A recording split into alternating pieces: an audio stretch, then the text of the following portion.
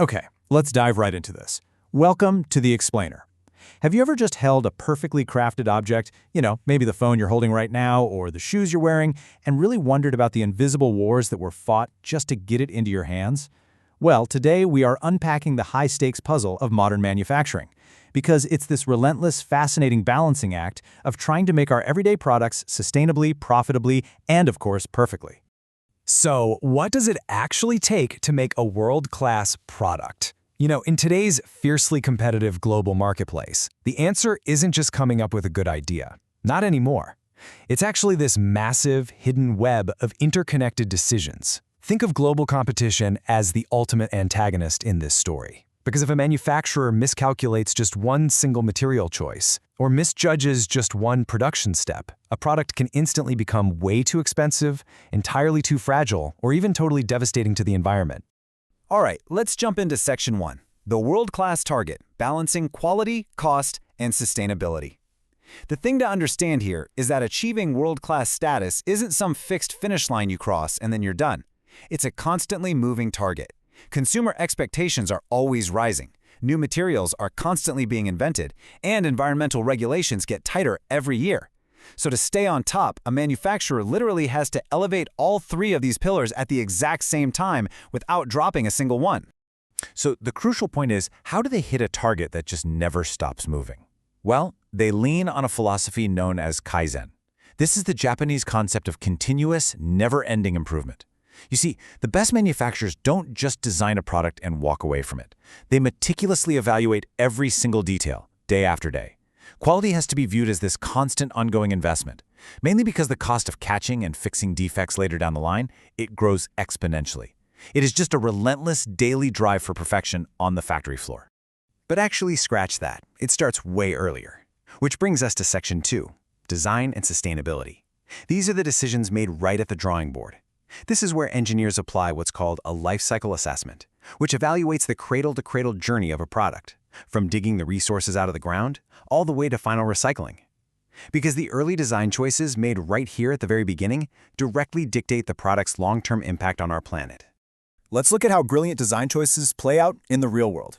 Think about Nike athletic shoes. As a first step, they swapped out hazardous petroleum-based adhesives for safer water-based ones.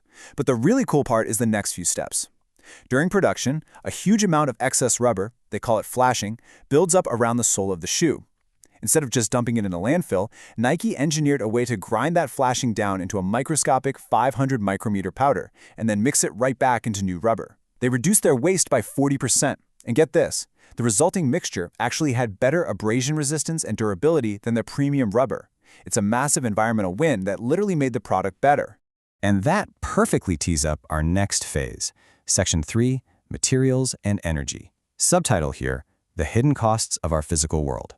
Because every physical element a designer chooses carries a massive, often completely invisible, energy footprint.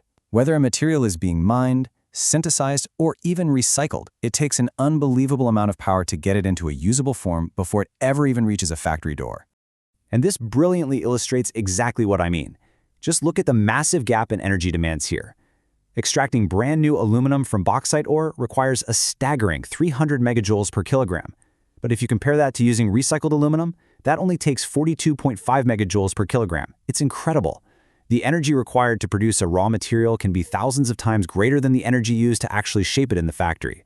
That is exactly why recycling isn't just some nice environmental talking point to put on a box. It's a hardline, fundamental manufacturing necessity. In fact, consider this surprising statistic. An estimated 5% of the total energy consumption in the entire United States goes strictly toward producing aluminum. Just wrap your head around that for a second. 5% of the whole country's energy.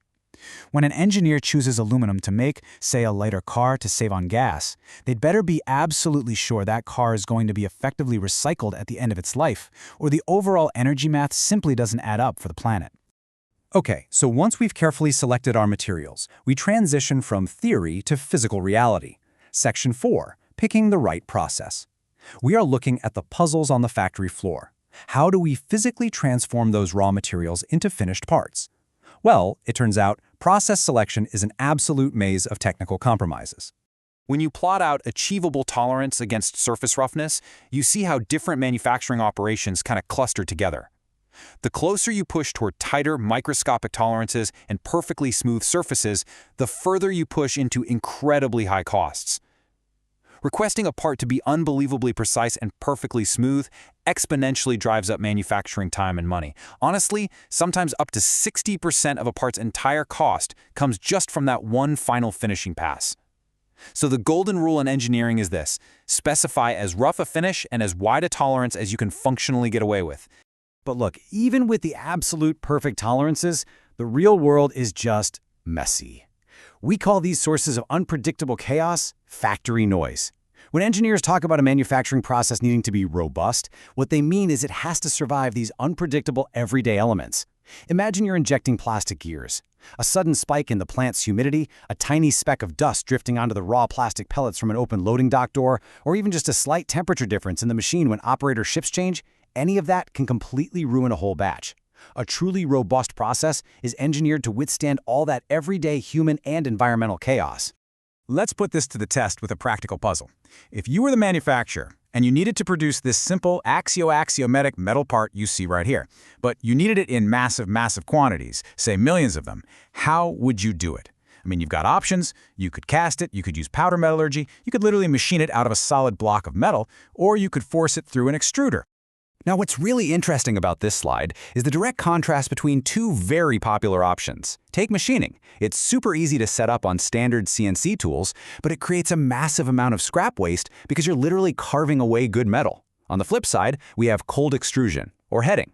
This method physically pushes the metal into a die. It produces almost zero waste, a concept we call near net shape, but it requires incredibly expensive custom-made dies up front. Here's the kicker. If you only need 10 of these parts, machining is a total no-brainer. But for our puzzle, for millions of parts, extrusion wins hands down. High production volumes completely change the math on which process is the most efficient and economical. And that perfectly transitions us to our balancing act's final unavoidable stage. Section 5, the true cost. This is all about the economics of the supply chain.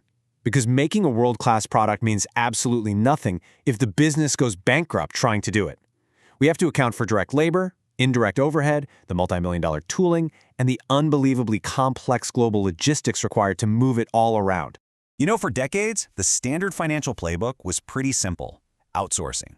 Just chase the lowest direct labor rates across the globe. But today, we're seeing a massive modern trend called reshoring, bringing manufacturing back home. Why the sudden shift? Well, because outsourcing carries immense hidden costs. Think about it. A 6-week boat ride across the ocean totally destroys your ability to make quick design changes. Add in wildly unpredictable shipping costs, crazy legal hurdles, and super rigid schedules, and suddenly, that quote-unquote cheap offshore labor isn't actually saving you any money at all. Having flexibility is very often way more valuable than cheap hourly wages. So, to navigate all of this madness, manufacturers rely on the ultimate evaluation tool, which is called value analysis. This basically takes standard accounting and elevates it into a high-level product philosophy. It involves getting a dedicated team of designers, engineers, and marketers together to evaluate every single step of the manufacturing journey. They are constantly asking one vital question: does this action, this material, or this specific process add function to the product, and are we doing it at the absolute lowest possible cost? And that leads us to a really fascinating psychological distinction in how we actually perceive products. Value analysis splits a product's worth into two very different categories. First, you have use value. That's the baseline, necessary function. Does the shoe actually protect your foot? Does the phone successfully make a call? But the second category is esteem value. This is the attractiveness, the prestige, that hard-to-define feeling that makes you deeply desire ownership. A world-class manufacturer doesn't just build for use value. Oh no, they leverage every single design tweak, every smooth surface finish, and every clever material substitution to absolutely maximize that esteem value, tying together the entire journey from a raw lump of ore in the ground all the way to the premium, beautiful object you ultimately unbox. So as we wrap up this explainer, I want you to take a look at the device you're watching this on right now. Really look at it. Think about the incredible balancing act it represents. From the hidden energy footprint of the aluminum and plastics inside it, to the chaotic factory noise it somehow had to survive on the assembly line, all the way to the delicate, careful balance of its use and esteem values. What do you think its true life cycle cost was? And more importantly, who ultimately paid for it? The physical world around us is deeply mathematically engineered. Stay curious about how it's made, and I'll catch you in the next one.